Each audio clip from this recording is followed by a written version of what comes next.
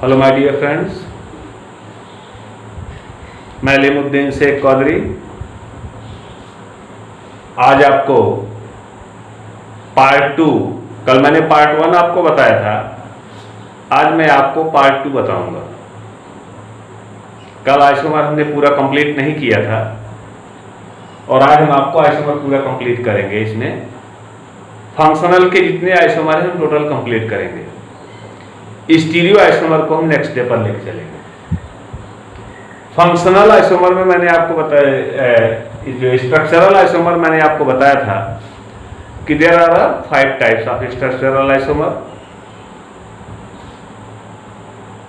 Chain isomer, जो मैंने कल बताया आपको, चेन आइसोमर में चेन को हम कंपाउंड जो दिया जाएगा, C5H12 हमने दिया, एक अणुसूत्र हमने आपको दिया C5H12, एक अणुसूत्र हमने दिया C6H14। इस तरह से जो भी हम एक एन में देंगे, इन में देंगे, आइन में देंगे, जहां भी हम इसको दे सकते हैं।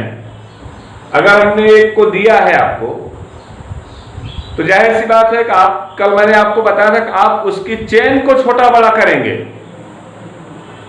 लेकिन ग्रुप में कोई चेंजिंग नहीं आएगी। नॉर्मल बनाइए, आइसो बनाइए, नियो बनाइए, उसमें IUPAC में आप जाइए, उसको बनाइए, 2-मेथिल पेंटेन, 3-मेथिल पेंटेन। तो इस तरह से आपने देखा कि ये मैं चेन आइसोमर बताया। उसके बाद मैंने पोजीशन आइसोमर बताया। पोजीशन में मैंने ये बताया था आपको कि जो फंक्शनल ग्रुप लगेगा, ये जो भी कोई सब्स्टिट्यूशनल ग्रुप लगेगा, उसके जुड़ने में, उसके ऐड होने में प्लेस में चेंजिंग होगी। 2-मेथिल हेक्सेन तो 3-मेथिल हेक्सेन भी हो सकता है। अगर 2-मेथिल हेक्सेन है तो 3-मेथिल हेक्सेन भी उसे आसानी पूर्वक होना चाहिए। तो इस तरह से आप उसमें ग्रुप का वेरिएशन देखते हैं, प्लेस का वेरिएशन देखते हैं। प्लेस में वेरिएशन आता है, कभी 2 आ रहा है तो कभी 3 आ रहा है तो कभी 4 आ रहा है। तो चेन की लंबाई के ऊपर ग्रुप को जोड़ना, ये पोजीशन आइसोमर, स्थान समवयवता का एक विशेष लक्षण होता है। और आज हम आपको बता रहे हैं पार्ट 2 में इसके, अपने कादरी कोचिंग क्लासेस के माध्यम से मैं अलीमुद्दीन शेख आपको बताना चाहता हूं कि अब हमारा जो है स्ट्रक्चरल आइसोमेरिज्म है, संरचनात्मक समावयवता है। इस संरचनात्मक समावयवता को क्या तीसरा पार्ट है functional group isomerism. Functional group isomerism, जो फंक्शनल ग्रुप आइसोमेरिज्म है, तो यहां ध्यान देंगे अणुसूत्र तो समान होगा, मॉलिक्यूलर फार्मूला इज सेम, अणुसूत्र समान होंगे, but their functional groups are different to each other. लेकिन उनके क्रियात्मक समूह क्या होंगे, अलग अलग होंगे। और आइसोमर की हमने विशेषता भी आपको बताया कि कभी भी एक एग्जाम्पल आइसोमर नहीं हो सकता। मैंने आपको बताया when 2 or more 2, माने जब 2 या 2 से अधिक संरचनाएं किसी एक अणुसूत्र के द्वारा बनाई जाएं, किसी एक अणुसूत्र के द्वारा 2 या 2 से अधिक संरचनाओं को बनाया जाए, तब हम बोलेंगे कि इस अणुसूत्र की यह संरचना हुई और यह आइसोमर हुआ। एक दूसरे के आइसोमर हो गए और इस एक्टिविटी के थ्रू मैंने इसको डिस्कस किया, उसको मैंने बोला दैट इज आइसोमराइजेशन, यह समावयवीकरण है। तो आज हम आपको बताने चल रहे हैं फंक्शनल ग्रुप आइसोमेरिज्म, क्रियात्मक समूह समावयवता। इस क्रियात्मक समूह समावयवता में आप देखिए कि फार्मूला तो हम सेम लेंगे, लेकिन उसमें क्रियात्मक समूह अलग अलग होगा। जैसे मैंने कल एक एग्जांपल लिया था आपके सामने, कल एक एग्जांपल लिया था, एग्जांपल हमने लिया था C2H6O। अब इसको हमने दो पार्ट में डिवाइड किया। हमने कहा एक कंपाउंड कभी भी आइसोमर नहीं बन सकता है। आपको आइसोमर बनाना है तो कम से कम 2 या 2 से अधिक होना चाहिए। यहां पर हमने पहला बनाया CH3CH2OH। यहां पर हमने बनाया, ये पहला बन गया। एक चीजें आपको तब समझ में आएंगी जब हमारे पिछले लेक्चर को आप लोग ध्यान से सुने होंगे, जिसमें मैंने बताया था नॉमेनकल्चर ऑफ ऑर्गेनिक कंपाउंड, कार्बनिक यौगिकों के नामकरण की विधि। उसमें मैंने सारे ग्रुपों के विषय में अध्ययन कराया है। आपको ये जान लेना यहां आवश्यक हो जाएगा कि एक OH लगा हुआ है, ऑल ग्रुप है, हाइड्रोक्सी है, OH है, तो यहां पर हमने लिखा इसको CH3CH2OH, जिसको हमने कहा कि मेथिल एल्कोहल है। क्या है? सॉरी, एथिल एल्कोहल है। एथिल एल्कोहल है, या एल्कोहलों में एथिल एल्कोहल है। 2-आल एथेन, 2-आल एथेन और एथिल एल्कोहल। दूसरा देखते हैं CH3 सिंगल बॉन्ड, दो सिंगल बॉन्ड CH3, यहां भी कार्बन 2 हाइड्रोजन 6 ऑक्सीजन 1 है, तो इसको मैंने लिख दिया एथिल एल्कोहल। क्या लिखा हमने? एथिल एल्कोहल, एल्कोहल हमने लिख दिया। और इसको मैंने लिख दिया डाईमेथिल कीटोन। क्या लिखा मैंने?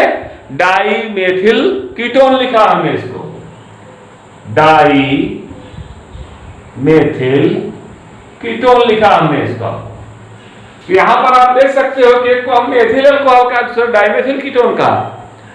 तो दोनों के अणुसूत्र तो समान है, लेकिन एक एल्कोहल ग्रुप का है, दूसरा कीटोन ग्रुप का है। इसका अर्थ यह हुआ कि इनमें संरचनाएं भिन्न भिन्न हैं, भौतिक और रासायनिक गुण भी इनके भिन्न भिन्न हैं। जिसकी संरचना भिन्न हो, भौतिक गुण भिन्न हो, रासायनिक गुण भिन्न हो, क्रियात्मक समूह भिन्न हो, लेकिन अणुसूत्र समान हो, तो ऐसे जो है समावयवता को हम कहेंगे क्रियात्मक समावयवता। क्या बोलेंगे? क्रियात्मक समावयवता। माय डियर फ्रेंड्स, तो ये तो सिंपल एग्जांपल रहा। अब थोड़ा सा और आगे बढ़ते हैं, हम और एग्जांपल को लेते हैं। अब आप लोग अंदर एग्जांपल पर आप देखेंगे तो क्रियात्मक समावयवता में, जैसे सपोज दैट मैंने लिया एल्डिहाइड और कीटोन को। किसको लिया? एल्डिहाइड और कीटोन को हमने लिया। तो C3H2O, sorry C3H6O, C3H6O। Carbon का जस्ट डबल हाइड्रोजन और एक ऑक्सीजन, कार्बन का जस्ट डबल हाइड्रोजन और एक ऑक्सीजन। ध्यान रहे कि यह जो है, अगर इस फार्मूले को बिलोंग कर रहा CnH2nO, इस फार्मूले को बिलोंग कर रहा है, तो इसमें सिर्फ 2 कंपाउंड बनते हैं, 2 ग्रुप बनते हैं। और वो दोनों ग्रुप कौन कौन से होते हैं? एक पहला ग्रुप होता है एल्डिहाइड का, एल्डिहाइड का ग्रुप होता है, और दूसरा ग्रुप होता है कीटोन का। दूसरा ग्रुप होता है कीटोन का, एक एल्डिहाइड का और दूसरा कीटोन का। अब आप एल्डिहाइड ग्रुपों में देखिए, हमने बनाया इसको CH3 CH2 CH, एल्डिहाइड बना रहे हैं CHO। तो यहां पर आप देखेंगे CH3 CH2 CHO, ये हो गया प्रोपेनल। क्या हो गया? प्रोपेनल। काउंट करिए, 1 2 3 कार्बन हो गए, हाइड्रोजन काउंट करिए 3 2 5 1 6 हो गया, ऑक्सीजन काउंट करिए 1 हो गया। इसको बोलेंगे प्रोपेनल। Propanal L. ध्यान रहे, स्पेलिंग पर विशेष ध्यान देना आपको। अल लिख रहे हैं AL, ऑल लिख रहे हैं OL। तो ऑल और अल रहेगा तो CHO है, अल रहेगा तो OH है। दोनों में बहुत सारा अंतर है, इसलिए स्पेलिंग में जरा सा भी मिस्टेक हुआ, आपके पढ़ने में जरा सा मिस्टेक हुआ, क्योंकि टाइम बहुत ही शार्ट मिलता है आपको एंट्रेंस एग्जामिनेशन के लिए, उसी में कहीं आप अल और एल्डिहाइड, अल और आल में फंस गए, ध्यान में नहीं आया, तो आप समझिए कि आपका एक क्वेश्चन गया। और जब एक क्वेश्चन आपका माइनस होता है, आप जो है कई हजार लड़कों से पीछे हो जाते हो। तो इस तरह की गलती आप नहीं करेंगे। यहां पर आप देखिए, इसको हमने लिखा प्रोपेनॉल, और यहां पर इसी को देखिए हम कीटोन की श्रेणी में लिख रहे हैं, CH3 C double bond O single bond CH3 propanone हो गया है, या 2 ऑन प्रोपेन या प्रोपेनोन 2, इसको हमने लिख दिया प्रोपेनोन 2 या 2 ऑन प्रोपेन। इस तरह से आपने देखा अणुसूत्र तो दोनों का समान रहा, अणुसूत्र दोनों के समान रहे, लेकिन फंक्शनल ग्रुपों में दोनों में क्या आ गई, भिन्नता आ गई। अब इसको ध्यान से नोट करते चलिएगा, क्योंकि टॉपिक पेज चलेंगे लेकर के हम। अणुसूत्र समान है लेकिन क्रियात्मक समूहों में भिन्नता आई। अब इसका तीसरा एग्जांपल हम देखते हैं। अगला एग्जांपल देखा जाए, ऐसे सभी में आप बनाएंगे जितने ग्रुप हैं, 29 ग्रुप एलिफैटिक के, 7 ग्रुप एरोमेटिक के, टोटल ग्रुप होते हैं 29 ग्रुप टोटल आपको पढ़ने हैं, जिसमें 22 ग्रुप होता है, 22 ग्रुप 22 ग्रुप एलिफैटिक में होते हैं, 7 ग्रुप जो होते हैं वो एरोमेटिक में होते हैं। तो अभी आप एलिफैटिक को पढ़ रहे हो, एरोमेटिक को आप नहीं पढ़ रहे हो। तो यहां पर आप देखिएगा, अभी मैं एलिफैटिक में ही बता रहा हूं आपको। एलिफैटिक में मैं अब अगला एग्जांपल लेने चल रहा हूं। अगला एग्जांपल हमारा जो होता है वह C2H4O2, देखिएगा जरा ध्यान से, C2H4O2, ये C2H4O2 अभी तो अणुसूत्र है, क्या है ये, मॉलिक्यूलर फार्मूला है, अणुसूत्र है। इसको हमने कहा कि ये अणुसूत्र है। अब इसकी 2 संरचनाएं हमको बनाना है।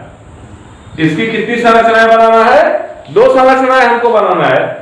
तो अब आपको यह ध्यान देना है, आपने जितनी संरचनाओं के विषय में स्टडी किया है, आपने जितनी संरचनाओं के विषय में पढ़ा है, इन संरचनाओं के विषय में अब आपको यह ध्यान देना है, हम इसमें कौन सी संरचना को पढ़ रहे हैं, कौन सी संरचना को हम इसमें पढ़ रहे हैं, कि जिससे कि हम आसानी पूर्वक यह आकलन कर सकते हो कि वह कौन से ग्रुप है जिसमें 2 ऑक्सीजन लगा हुआ हो, वह कौन सा ग्रुप है जिसमें नंबर ऑफ ऑक्सीजन कितने हो, 2 हो।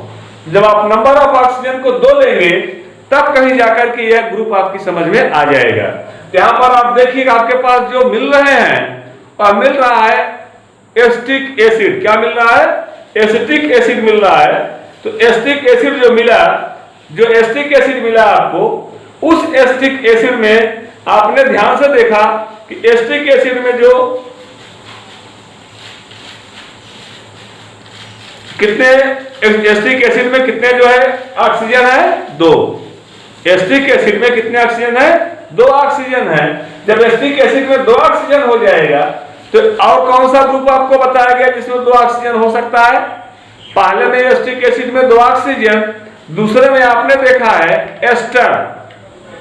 तो इसमें एस्टर और कार्बोक्सिलिक ग्रुप बन रहा है। कौन कौन सा ग्रुप बन रहा है? एस्टर और कार्बोक्सिलिक ग्रुप बन रहा है। तो एस्टर ग्रुप बनेगा और कार्बोक्सिलिक ग्रुप बनेगा। तो एस्टर जो बन रहा है उसमें भी देखिएगा, कार्बोक्सिलिक जो बन रहा है उसमें भी देखिएगा, कार्बोक्सिलिक ग्रुपों की संख्या हम चलते हैं CH3 CH2 COO, सॉरी इसमें 2 ही कार्बन है, CH3 COOH। आप काउंट करके देखिए, 1 2, 1 2 कार्बन हो गए, 4 हाइड्रोजन, 3 1 4 हाइड्रोजन, 2 ऑक्सीजन 2 ऑक्सीजन। ये हो गया एथेनोइक एसिड। क्या हुआ?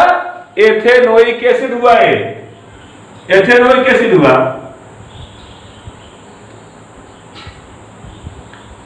एथेनोइक एसिड हुआ। और यहां पर इसका दूसरा नाम लिया जाता है, जो जिस नाम से जाना जाता है वह नाम इसका है एसिटिक एसिड। Acetic acid. इस तरह से आपने देखा कि ये फंक्शनल आइसोमर में जो जब कार्बन के दूना हाइड्रोजन हो मीन्स CnH2nOn, CnH2nOn, कार्बन जितना रहेगा उसका जस्ट डबल हाइड्रोजन रहेगा, कार्बन की संख्या के बराबर ऑक्सीजन रहेगा। कार्बन जितना रहेगा उसका जस्ट डबल हाइड्रोजन रहेगा और जो है कार्बन की संख्या के बराबर ऑक्सीजन होना चाहिए। जब ऐसे सूत्रों का, इस प्रकार के सूत्रों का पालन किया जाए तो वहां पर आपके सामने दो ग्रुप बनते हैं। एक ग्रुप बनता है कार्बोक्सिलिक ग्रुप। कौन सा ग्रुप? कार्बोक्सिलिक ग्रुप बनता है, कार्बोक्सिलिक ग्रुप बनता है। और दूसरा ग्रुप आपका बनता है जो है एस्टर। कौन सा ग्रुप बनता है? एस्टर ग्रुप बनता है, HOOCCH3 बन गया मेथिल फॉर्मेट। क्या बना? मेथिल फॉर्मेट बन गए। इस प्रकार ये हो गया मेथिल फॉर्मेट, मेथिल फॉर्मेट। तो आपने ध्यान से देखा है कि क्रियात्मक समूह समावयवता में, फंक्शनल ग्रुप आइसोमर में मॉलिक्यूलर फार्मूला सेम होगा, लेकिन उसके जितने भी स्ट्रक्चर होंगे सब एक दूसरे से डिफर करेंगे। और इस बात का हमेशा ध्यान रखिएगा कि एक ग्रुप के दो एग्जाम्पल आपको नहीं बनाने हैं। आप जितने एग्जाम्पल बनाते जाएंगे उतने अलग अलग फंक्शनल ग्रुप इसमें आने चाहिए, तब कहीं जाकर के ये फंक्शनल जो है फंक्शनल ग्रुप आइसोमेरिज्म होगा, जिसको कहा गया संरचनात्मक समूह समावयवता। यह हो गया संरचनात्मक समूह समावयवता। तो एक को हमने कहा एसिटिक एसिड, दूसरे को मैंने कहा मेथिल फॉर्मेट। क्या बोला मैंने? मेथिल फॉर्मेट बोला हमने। तो इस तरह से मित्रों मैंने आपको सभी को यह समझाया कि ध्यान से देखिएगा, ये सारी चीजें एग्जाम्पल के लिए आप लोग लर्न करिएगा, याद करिएगा, और एग्जाम में कहां से किस तरह से कैसे घुमा करके पूछ दिया जाए तो उसको भी ध्यान में रखिएगा। और इसी में आप देखिए कि एक चेन और भी होती है जिसको नॉन वर्बल चेन बोला जाता है, नॉन वर्बल चेन बोला जाता है। अब वहां पर ये ग्रुप ही नहीं लिखे जाएंगे। सपोज दैट मैंने लिख दिया इस तरह से मैंने लिख दिया इस तरह से, और यहां पर मैंने लिख दिया COOH, ये लिख दिया मैंने। तो ये कार्बन का जो कार्बन यहाँ पॉइंट है, यहाँ पर ये CH3 माना जाता, लिखा नहीं जाता, ध्यान देंगे। यहाँ पर इसको CH3 कहते हैं, ये CH2 हो गया, ये CH2 हो गया, ये CH2 हो गया, ये CH2 हो गया, ये CH2 हो गया। काउंट करो बेटा, 1 2 3 4 5 6 7। ये हो गया हेप्टेनोइक एसिड। क्या हुआ? हेप्टेनोइक एसिड। यहां पर ये लिखा नहीं मिलेगा आपको, इस बात का ध्यान रखिएगा, ये लिखा नहीं मिलेगा। तो आपको जब ये लिखा नहीं मिलेगा तो इस तरह से आपको ये एक्सप्लेन करना है, समझ लेना है। इसी में कहीं ऐसा लगा दिया, ये डबल बॉन्ड हो गया, कहीं पर इसमें इस तरह से यमी लिख दिया, यमी मींस होता है मेथिल, यहां पर इसमें मेथिल लगा दिया, कहीं पर इसमें ET लिख दिया, ET मतलब होता है ethyl, ET means ethyl, yummy means methyl. Clear? Yummy लिखा रहेगा उसको आप मेथिल बोलेंगे, ET लिखा रहेगा उसे आप एथिल बोलेंगे। इस प्रकार से इस चेन को भी लिखा जा सकता है। तो आप घबराएंगे नहीं, मैं आपको बताऊंगा किस प्रकार से जो है IUPAC नामों को निकाला जाता है। मैंने बताया है आपको, जैसे सपोज दैट यह मैंने लिख दिया, एक सामान्य सा फार्मूला मैंने दिया आपको, एक सामान्य सा फार्मूला मैंने दिया आपको कि इस तरह से मैंने दिया, और यहां पर इस तरह से ये मैंने बना दिया, और मैंने पूछा कि इसका नाम बताइए, इसका क्या नाम होगा? आप कार्बन पर लगाएंगे CH3, यहां हो जाएगा CH2, यहां दोनों ज्वाइंट कर रहे हैं, यहां पर कार्बन चूंकि 4 वैलेंसी कंप्लीट है, यहां पर हो गया CH2, यहां पर हो गया CH3, so just like CH3 is there, यहां पर हो गया CH2, यहां पर हो गया, C यहां पर है ही है, यहां पर CH2 हो गया और यहां पर CH3 हो गया, CH2 CH3 काउंट करिए, ये हो गया C2H5। क्या हो गया? C2H5। यहां भी C2H5, यहां भी C2H5, क्या हो गया? C2H5 हो गया, यहां भी यहाँ भी हो गया C2H5। तो यहाँ पर दोनों जगह पर C2H5 हो गए। काउंट करिए 1 2 3 4 5, 5 कार्बन की चेन। इस साइड से काउंट करिएगा 1 2 3 4 5, 5 कार्बन की चेन मिली आपको। तो यहाँ पर आप स्वतंत्र हैं, किसी भी तरह से चेन को, किसी भी डायरेक्शन से, किसी भी दिशा से आप चेन को काउंट कर सकते हो। यहाँ पर 1 2 3 4 5, तो 3 पर क्या लगा है? 2 बार एथिल लगा है, हो गया 3 डाई एथिल, 3 डाई एथिल। कितने कार्बन की चेन हो गई? 5 कार्बन की। 3 die ethyl pentane. Clear? 3 die ethyl pentane. इस तरह की चेन भी है, तो आप लोग घबराएंगे नहीं। मैं अभी लास्ट में चल करके इस तरह की भी चेन का डिस्कस करूंगा, तो अभी थोड़ा सा आप समझते रहिएगा। अब ये फंक्शनल आइसोमर के बाद हम आपको अगला आइसोमर बताने चल रहे हैं। अगला आइसोमर बताने चल रहे हैं मेटामेरिज। मेटामेरिज मध्यावयवता, नोट करिएगा। मेटामेरिज यहां पर है, मेटामेरिज।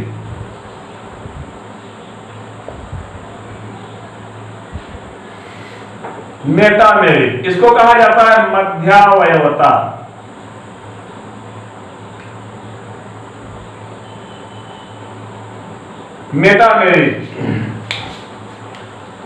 मेटामेरिज मुख्य रूप से अगर ग्रुपों को देखा जाए तो मेनली ये 3 ग्रुपों में पाई जाती है। एक है सिंगल बॉन्डो, इसको क्या बोलते हैं बेटा? ईथर। क्या बोलते हैं? ईथर या ऑक्सी। दूसरा है सिंगल बॉन्ड थायो, इसको थायो बोला जाता है। जैसे मैंने लिख दिया CH3 single bond CH3, dimethyl थायो ईथर। क्या हो गया? डाइमेथिल थायो ईथर। इसको थायो ग्रुप बोला जाता है, मैंने ग्रुप में बताया है आपको।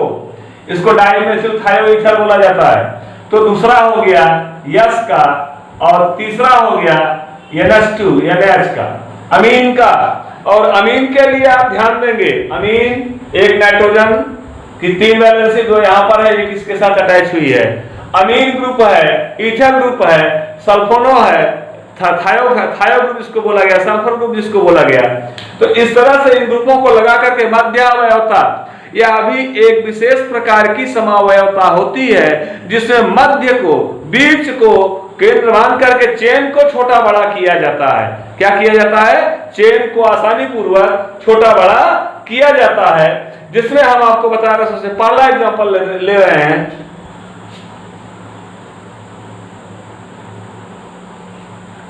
C4H10O, आप देखेंगे ध्यान से, C4H10O कार्बन 4, इसका मतलब हो गया CnH2nO। अब इसको मेटामर में कैसे लेके कन्वर्ट कर रहे हैं? मैंने कहा कि एग्जांपल आपको कितने बनाने हैं? 2 एग्जांपल बनाने हैं। इसको मेटामर में कन्वर्ट कर रहे हैं। ये हो गया, ध्यान से देखिएगा, CH3 CH2 single bond CH2 CH3 हो गया 1 2 डाइएथिल ईथर। क्या हो गया? Diethyl ether. इधर भी एथिल, इधर भी एथिल, डाइएथिल ईथर हो गया। अब ये पहला हो गया डाइएथिल ईथर, इसी का मेटामेरिज में ले रहे हैं। एक ही ग्रुप के 2 आइसोमर हमको बनाने हैं, या ऑक्सी ग्रुप, ईथर ग्रुप कि हमको 2 आइसोमर बनाने हैं। अगला आइसोमर हम बना रहे हैं CH3 single bond O, single bond CH2, single bond CH2, single bond CH3। यहां पर हो गया डाइएथिल ईथर। साधारण नामकरण की पद्धति में IUPAC में जाएंगे, किसी एक साइड में ऑक्सीजन को ऐड कर दीजिएगा, हो जाएगा एथॉक्सी एथेन। क्या हो जाएगा? एथॉक्सी एथेन हो जाएगा। इस तरह से एथॉक्सी एथेन निकाला मैंने। लेकिन यहां पर ध्यान दीजिएगा, सेम है, कार्बन की संख्या 4 है, हाइड्रोजन 10 है, ऑक्सीजन 1 है। C4H10O जितना है वह सिंगल है। तो यहां पर आप काउंट करिएगा 1 2 3 4, कार्बन कितने हुए? 4। हाइड्रोजन काउंट करिए 3 2 5 2 7 3 10। क्लियर? C4H10O1। इसका नाम अलग हो गया मेथिल प्रोपिल ईथर। क्या नाम हो गया? Methyl propyl ether. अब आप जो यहां पर देखिएगा लंबी चेन है तो प्रोपिल लिया, फिर मेथिल लिया, प्रोपिल मेथिल ईथर हो गया। और इसको हमने इसको कन्वर्ट कर दिया। हमने कहा था, आपको ग्रुप बताते समय बताया था, जिस समय जिस दिशा में कार्बन की संख्या कम होती है इसका हेटेरोलिटिक क्लीवेज होता है, विषम विभाजन होता है, और विषम विभाजन की क्रिया के परिणाम स्वरूप इसमें ऑक्सीजन उसी दिशा में मूव करता है, उसी दिशा में गति करता है जिस दिशा में कि कार्बन की संख्या सबसे कम होती है। अब यहां पर देखिएगा मेथिल की साइड में मूव किया, हो गया मेथॉक्सी। क्या हो गया? मेथॉक्सी। 1 2 3 प्रोपेन। क्या हो गया? मेथॉक्सी प्रोपेन हो गया। क्या हो गया? मेथॉक्सी प्रोपेन हो गया। Okay, any confusion? यदि आपको कंफ्यूजन है तो आप हमसे बराबर हमारे नंबर पर पूछ सकते हो कि यहां पर आपने देखा कि मैंने लिखा डाईएथिल ईथर, यहां भी एक एथिल, यहां भी एक एथिल, डाईएथिल ईथर लिखा। आईपीएसी मैंने नाम दिया एथॉक्सी एथेन। यहां पर मैंने लिखा methyl propyl ether, methyl propyl ether, IUPAC में नाम दिया मेथॉक्सी प्रोपेन। तो आपने देखा कि मध्यावयता में, मेटामेरिज्म में, तो मध्य में जो लगाया गया यह अभी अपने स्थान में परिवर्तन कर दे रहा है। एक बार ये दोनों साइड की चेन को बैलेंस में लेके आया था, होमोलिटिक क्लीवेज किया था, लेकिन दूसरी बार क्या किया इसने? हेटेरोलिटिक कर दिया और डिवीजन कर दिया। एक साइड में नंबर ऑफ कार्बन कम हो गया, दूसरी साइड में नंबर ऑफ कार्बन ज्यादा हो गए। डॉक्टर एल जॉर्डन ने अपनी बुक में स्पष्ट शब्दों में लिखा, इस एग्जाम्पल को वेरीफाई किया कि यहां पर ऑक्सीजन जो है यही पूरी की पूरी चेन को अपने सराउंडिंग मूवमेंट कराता है। डॉक्टर एल जॉर्डन की बुक में उन्होंने लिखा कि यह ऑक्सीजन या जो भी फंक्शनल ग्रुप, अमीन लगाइए, ईथर लगाइए, जो भी फंक्शनल ग्रुप आप लगाइए, वह फंक्शनल ग्रुप, थायोईथर लगाइए, जो भी फंक्शनल ग्रुप आप लगाइए, वह अपने ग्रुप के सराउंडिंग मूवमेंट करता है। अब आप देखिएगा, आप घबराइएगा नहीं, बहुत ही इजी वे में मैं समझा रहा हूं। इसको मैंने बोला कि डाईएथिल ईथर और यहां मैंने बोला कि मेथिल प्रोपिल ईथर। अब इसी के बीच में हम यहां पर ऑक्सीजन को हटा रहे हैं। किसको हटा रहे हैं? ऑक्सीजन को मैंने हटा दिया। अब ऑक्सीजन को मैंने हटा दिया, अब हम ग्रुप को ऐड करने चल रहे हैं। यहां पर मैंने लिख दिया सिंगल बॉन्ड या सिंगल बॉन्ड, यहां पर लिखा सिंगल बॉन्ड या सिंगल बॉन्ड, लिख दिया ना? Any confusion? नो। अब हमने लिखा यहां पर डाईएथिल थायोईथर, डाईएथिल थायोईथर, थायो या सल्फर, थायो, डाईएथिल थायोईथर। यहां पर हमने लिख दिया प्रोपिल मेथिल थायोईथर। क्या लिखा? Propyl methyl थायोईथर। हो गया ना? मॉलिक्यूलर फार्मूला सेम है, मॉलिक्यूलर फार्मूला सेम है। और यहां जहां ओ हमने लिखा है वहां पर हम लिखेंगे यस। ये हो गया, हो जाएगा C4H10 यस, हो गया डाईएथिल थायोईथर। क्या हो गया? डाईएथिल थायोईथर। यहां हो गया कि प्रोपिल एथिल थायोईथर। क्या हो गया? Propyl ethyl थायोईथर। इस तरह से आप देख रहे हो कि सल्फर भी लगा दिया जाए, क्या क्या कहा मैंने? सल्फर भी लगा दिया जाए तो अभी चेन को आसानी पूर्वक रोटेट करा देता है। और इसी को देखिए, थोड़ा सा लिखने का तरीका हम चेंज कर रहे हैं। अगर आपकी बुक में ऐसे भी लिखा हो तो आप घबराएंगे नहीं, लिखने के तरीके को हम चेंज कर रहे हैं। सिर्फ प्रोसेस को चेंज कर, नाम नहीं चेंज होगा, लिखने का तरीका, संरचना उसकी बदल रहे हैं। ध्यान से देखिएगा। तो यहां पर हमने लिखने के तरीके को चेंज किया और यहां पर मैंने लिख दिया CH3 CH2 सिंगल बॉन्ड या सिंगल बॉन्ड CH2 CH3। हो गया ना? डाईएथिल थायोईथर हो गया कि नहीं? अरे भाई सल्फर बीच में आ गया, हो गया diethyl thioether. Clear? Any confusion? No. Diethyl thioether. अब इसी को फिर देखिए, हम चेन को लेके आ रहे हैं। पहला एग्जांपल हो गया, दूसरा देखिए, मैंने कहा 2 से कम एग्जांपल आपको नहीं बनाना है। यदि आप 2 एग्जांपल बना रहे हैं, यदि आप कितने एग्जांपल बना रहे हैं? 2 एग्जांपल बना रहे हैं, तभी जाकर के ये कहा जाएगा कि ये आइसोमर हैं। कभी भी एक एग्जांपल आइसोमर नहीं हो सकता। कभी भी एक एग्जाम्पल आइसोमर नहीं हो सकता। यहां पर हमने लिखा CH3 single bond S, single bond CH2 single bond CH2 single bond CH3। ये हो गया मेथिल प्रोपिल थायोईथर। क्या हो गया? Methyl propyl थायोईथर। इसको जो है एल जॉर्डन ने अपनी बुक में थायोईथर भी कहा है और मरकेप्टाइट भी कहा है। डाई एथिल मरकेप्टाइट, मेथिल प्रोपिल मरकेप्टाइट, मरकेप्टाइट भी नाम दिया है और थायोईथर भी नाम दिया है। ये डॉक्टर एल जॉर्डन की बुक में है। तो इस तरह से इसको हम मरकेप्टाइट भी लिख सकते हैं, थायोईथर भी लिख सकते हैं। हम अभी थायोईथर के विषय में आपको बता रहे हैं। किसको लिखेंगे? डाईएथिल थायोईथर। क्या लिखेंगे? डाईएथिल थायोईथर, थायोईथर। और यहां पर लिखेंगे मेथिल प्रोपिल थायोईथर। क्या लिखेंगे? Methyl propyl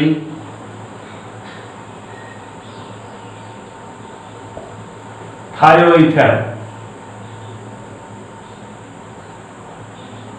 methyl propyl थायोईथर। इस तरह से आपने देखा कि दो हमने एग्जांपल बताया, एक ऑक्सीजन का बताया, दूसरा सल्फर का बताया। इस तरह से दो ऑक्सीजन को मैंने बता दिया। अब आप देखिए, अब तीसरे को ले रहे हैं, अमीन ग्रुप को ले रहे हैं। आप लोग ध्यान से देखिएगा, इस अमीन ग्रुप को लेकर के हम किस तरह से आगे बढ़ रहे हैं। अमीन ग्रुप को लेकर हमने कहा थोड़ा तेज चलिए बेटा, समय धीरे धीरे एकदम 60 होता चला जा रहा है भाई। आप लोगों के लिए समय 60 होता चला जा रहा है। जितना ज्यादा से ज्यादा आप लोग मेरे चैनल को जो शेयर करिएगा, उतना ही ज्यादा से ज्यादा आप लोगों को बेनिफिट मिलेगा और हम उतना ही ज्यादा से ज्यादा आपको नॉलेज देते चले जाएंगे। तो इसलिए मेरे ग्रुप को जो है सब्सक्राइब करिए, मेरे चैनल को सब्सक्राइब करिए, लाइक करिए और उसे शेयर करिए। ये मेरा आपसे रिक्वेस्ट है कि ये मेरा नॉलेज जितने ज्यादा से ज्यादा बच्चों तक पहुंच जाए, जितने ज्यादा से ज्यादा कॉम्पिटिटिव स्टूडेंट्स जो उनके पास तक पहुंच जाए, उतना ही ज्यादा मेरे लिए बेनिफिटिकल है। क्योंकि मुझे बहुत लंबे समय तक अपने इस टारगेट को नहीं लेके चलना है। हमारा टारगेट सिर्फ नीट का है और एम्स का है, जेईई का है, इस तरह से। और आप लोग देखेंगे कि मैंने अभी जो बताया ये बहुत ही सिंपल वे बता रहा है। टिपिकल में नहीं इंटर किए हैं, मैं टिपिकल में भी इंटर करूंगा, टिपिकल भी आपको बताऊंगा। लेकिन पहले आप सिंपल ही देख लीजिएगा। ये मेटामेरिज्म हो गया और इसका मेटामेरिज्म का थर्ड एग्जांपल हम लेने चल रहे हैं अमीन ग्रुप का, NH2 ग्रुप का एग्जांपल लेने चल रहे हैं। अमीन क्या है? ये अमीन। और इसमें हमने कहा ये क्या होगा बेटा? NH3 अमोनिया, यानी आज क्या होगा? Nitrogen hydride. तो इस तरह से आपने देखा कि जो हमारे पास कंपाउंड है, अभी जो एग्जांपल मैंने लिया था, मैंने एग्जांपल में आपको बताया था कि हम यहाँ पर दो ग्रुप लेने चल रहे हैं। एक सिंगल बॉन्ड, वो सिंगल बॉन्ड, एक सिंगल बॉन्ड या सिंगल बॉन्ड, तीसरा ले रहे हैं NH single bond, sorry NH single bond. तो यहाँ पर तीसरा कंपाउंड लेने चल रहे हैं हम। अब आप देखिएगा, इस तीसरे के लिए एग्जांपल लेने चल रहे हैं। तो यहां पर आप देखेंगे एग्जांपल जो मैंने बनाया है CH3 CH2 NH CH2 CH3। तो यहां पर अगर इस तरह से हमने लिखा तो ये क्या हो गया? एक एथिल इस साइड में, एक एथिल इस साइड में, डाई एथिल अमीन। क्या होगा? डाई एथिल अमीन, डाई एथिल अमीन हो गया। ये डाई एथिल अमीन हो गया। क्या हो गया? है डाई एथिल अमीन हो गया। अब इसी को हम ऐसे भी लिख रहे हैं, जरा सा ध्यान दीजिएगा ताकि आपको पता चले कि मेटामेरिज्म में चेन कैसे रोटेट करती है। मेटामेरिज्म की कंडीशन में चेन किस प्रकार से रोटेट करती है। जब तक आप इस विषय को नहीं जान पाओगे, जब तक आप इस टॉपिक को नहीं जान पाओगे, तो आप क्या समझ पाओगे। इसलिए ज्यादा से ज्यादा ध्यान अपना, माइंड अपना कंसंट्रेट करो कि ये कहां से मूवमेंट कराया जा रहा है, इसमें मूवमेंट किस दिशा से हो रहा है। कहीं राइट हैंड साइड मूवमेंट होता है तो कहीं लेफ्ट हैंड साइड मूवमेंट होता है, कहीं डेक्सो रोटेटरी मूवमेंट होता है तो कहीं लीवो रोटेटरी मूवमेंट होता है। कहां पर मूवमेंट किस तरह से कराया जा रहा है, किस तरह से किस ग्रुपों को ऐड किया जा रहा है। मैंने इसमें 3 ग्रुप लिए हैं, एक ईथर लिया है, दूसरा मैंने जो है थायोईथर लिया है, तीसरा मैंने अमीन लिया है। तो मैं अमीन को, मैंने ईथर को बताया, मैंने थायोईथर को बताया, अब मैं तीसरा आपको बताने चल रहा हूं अमीन का। तो यहां पर आप देखिए मैंने लिखा CH3 CH2 single bond NH single bond CH2 single bond CH3, ये हो गया डाइमेथिल अमीन। क्या हो गया? डाइमेथिल अमीन। क्या हो गया? डाई, दो कार्बन है एथिल, डाई एथिल अमीन। क्या हो गया? डाई एथिल अमीन हो गया। अब इस डाई एथिल अमीन को मैंने लिखा है यहां पर डाई एथिल अमीन हो गया, ये डाई एथिल अमीन हो गया। अब ये डाई एथिल अमीन को हमने जो है इस चेन को हम रोटेट करेंगे, ध्यान से देखेंगे, इस चेन को हम रोटेट कर रहे हैं यहां पर, इस तरह से रोटेट कर दिया मैंने। पहला मैंने बनाया इस तरह से, CH3 CH2 single bond N single bond H single bond CH2 single bond CH3। Clear? ये हो गया डाइएथिल अमीन। अगला देखिएगा CH3 single bond N single bond H single bond CH2 single bond CH2 single bond CH3। अब आप देखिए methyl प्रोपिलअमीन, ये हो गया डाइएथिल अमीन। मॉलिक्यूलर फार्मूला सेम, क्या रहा मॉलिक्यूलर फार्मूला? काउंट करो, C4H11N, देखिएगा 3 2 5 1 6 2 8 3 11, C4H11N, C4 1 2 3 4, कार्बन की संख्या 4, हाइड्रोजन की संख्या 3 3 2 5, इधर 5 इधर 10 और एक इधर 11। तो यहां पर ये जहां पर ये C4H11N हो मींस CnH2n + 1n हो। ध्यान से सुनिएगा, जहां पर इसकी संख्या CnH2n + 1n हो वहां पर ये अमीन ग्रुप बनते हैं। क्या बनते हैं? अमीन ग्रुप बनते हैं। तो आपने देखा कि मेटामेरिज्म मध्यावयवता, यह मेटामेरिज्म जो होता है यह ईथर में बनता है। किसमें बनता है? ईथर में बनता है, कीटोन में बनता है, थायोईथर कीटोन में भी बना के दिखाएंगे हम आपको, कीटोन में भी बनता है, थायोईथर में भी बनता है, अमीन में भी बनता है। इस तरह से आपने देखा कि चेन जो है, अब यहां पर मेथिल प्रोपिल अमीन हो जाएगा। क्या हो जाएगा? मेथिल प्रोपिल अमीन हो जाएगा। तो आपने देखा कि ये मेथिल प्रोपिल अमीन हो गया और ये हो गया डाइएथिल अमीन हो गया। तो इस तरह से आपने देखा कि कहीं पर जो है इसमें NH जो है वही NH चेन को रोटेट करा रहा है। ऐसी कंडीशन में इसको क्या बोला जाएगा? मेटामेरिज्म बोला जाएगा। मैंने अभी आपको बताया, मैं एग्जांपल और शो करने चला कीटोन का, मैं एक एग्जांपल और भी शो करने चल रहा हूं कीटोन का। आप देखिएगा कीटोनों को कैसे हम आइडेंटिफाई करेंगे। आप देखिएगा, ध्यान से देखिएगा कीटोनों को, जो भी ग्रुप बीच में लगेगा उसमें मेटामर आना स्वाभाविक है, उसमें मेटामेरिज्म होगा। तो यहां पर आप मेटामेरिज्म के लिए देखिएगा, मैंने चेन को लिखा CH3 CH2 CH2 single bond CO single bond CH2 CH2 CH3। आप नाम देख लीजिएगा, इस साइड में प्रोपिल है, इस साइड प्रोपिल, डाइप्रोपिल कीटोन। क्या हो गया? डाइप्रोपिल कीटोन। आईयूपीएसी में आ जाइए, 1 2 3 4 5 6 7, हेप्टेनोन 4, 1 2 3 4 5 6 7। अगर इसी ओन के प्लेस को चेंज कर देते हम तो यह प्लेस मींस स्थान समवायता हो जाता, लेकिन इसके प्लेस को हम चेंज नहीं करेंगे। यहां पर आप देखिए इस तरह से लेकर चल रहे हैं हम, CH3 single bond CH3 CH2 CH2 single bond C double bond single bond CH2 CH2 CH3। यहां पर हो गया डाइप्रोपिल कीटोन। इसका अगला एग्जांपल देखिए, डाइप्रोपिल कीटोन हो गया, डाइप्रोपिल कीटोन हो गया। अगला एग्जांपल देखते हैं, यहां से हटाया हमने, अगले में इस तरह देखिएगा CH3 CH2 CH2 CH2 single bond C, double bond O, single bond CH3 CH2 हो गया ब्यूटिल एथिल कीटोन। क्या हो गया? ब्यूटिल एथिल कीटोन हो गया। CO ने भी चेन को रोटेट करा दिया, ईथर ने भी चेन को रोटेट करा दिया, थायोईथर ने भी चेन को रोटेट करा दिया, अमीन ने भी चेन को रोटेट करा दिया। तो बेटा इस तरह से यह जो आइसोमर निकला, या जो है इसको मैंने कहा कि मेटामेरिज्म है। क्या है ये? मेटामेरिज्म है। तो ये मेटामेरिज्म इसलिए बोला गया कि मध्यावस्था, मध्य में रह करके चेन को घुमा देता है। हमारा विश्वास है कि आपकी समझ में आ गया होगा। अब अपना अगला आइसोमर लेकर चलते हैं, टाटोमेरिज्म, चलावयवता। टाटोमेरिज्म, चलावयवता। आप ध्यान से देखेंगे, चलावयवता में इनके चलावयवी ग्रुप जो होते हैं वो भिन्न होते हैं। चलावयवता में इनके चलावयवी ग्रुप जो होते हैं वो भिन्न होते हैं।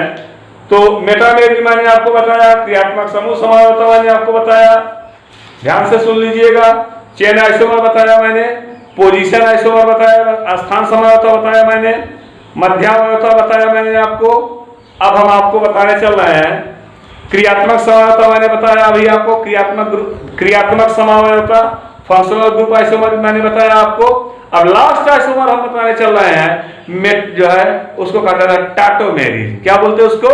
टाटोमेरिज्म। टाटोमेरिज्म बोलते हैं उसको, जिसको टाटोमेरिज्म को कहा जाता है चलावयवता। टाटोमेरिज्म को क्या बोला जाता है? चलावयवता।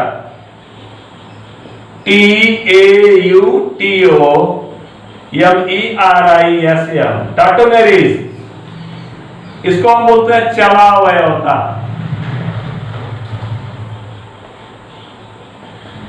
अब ये चलावयवता है। चलावयवता के दो रूप, डॉक्टर एल जॉर्डन ने अपनी बुक में लिखा कि इसके दो रूप होते हैं। एक को हम बोलते हैं चलावयवता है, तो एक को बोलते हैं हम कीटोनिक रूप, दूसरे को बोलते हैं जो है इनोलिक रूप।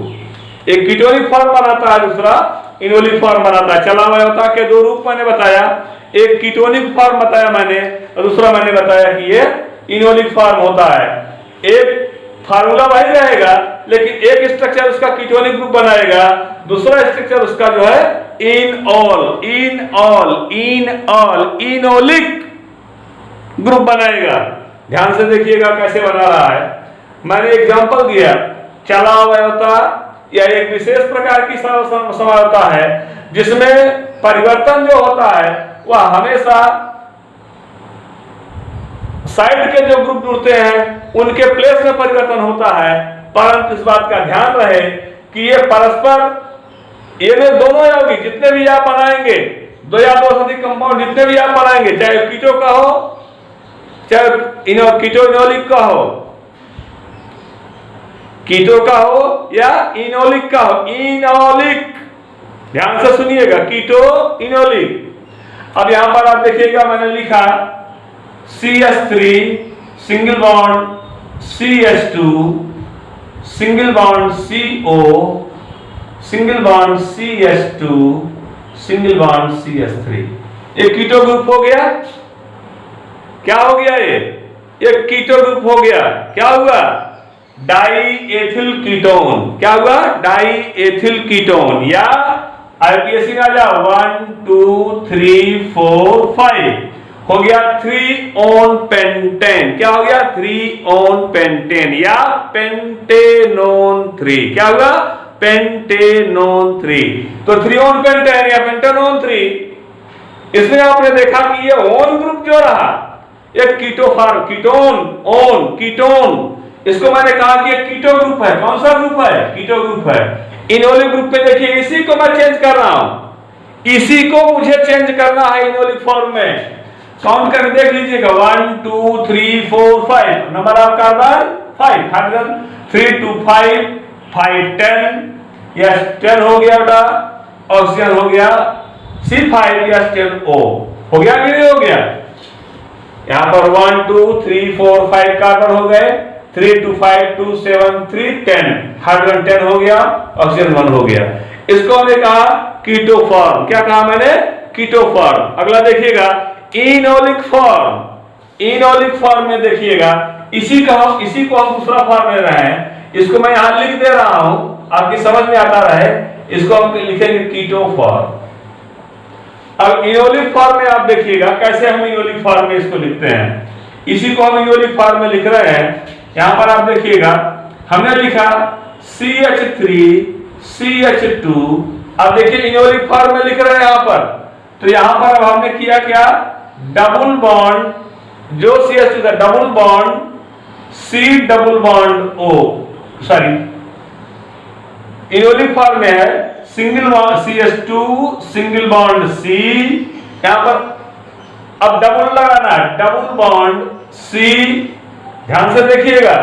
और यहां पर अभी एक कार्बन का बॉन्ड बचा हुआ है, ये मैंने लगा दिया, इन ग्रुप आया कि नहीं, अब इस पर हमने लगाया और यहां पर हमने लिख दिया OH, आगे चेन बढ़ा दिया हमने, 1 2 3 4 5 कार्बन की चेन, 1 2 3 4 कार्बन हो गया, यहां पर हमने लिख दिया CH3। काउंट करो बेटा, तो 3 1 4 1 5 5 10 हो गया ना।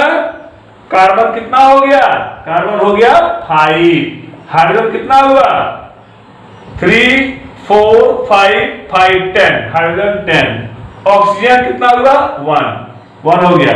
तो इसको हमने कहा enolic form, enolic form, keto form, enolic form. Keto form में सिर्फ कीटोन ग्रुप आएगा और इनोलिक फॉर्म में इन और ऑल दोनों ग्रुप आएंगे। क्लियर। चलावयवता में अणुसूत्र तो समान होते हैं, परंतु उसका जो क्रियात्मक समूह होता है वही अपना रूप बदल लेता है। और क्रियात्मक समूह में एक अगर कीटो ग्रुप का है तो दूसरा 2 ग्रुपों को एक साथ ले लेगा, इन और ऑल को। तो आपने देखा एल जॉर्डन ने लिखा अपनी बुक में कि यहां पर जो है, इसको अगर हमने लिखा है कि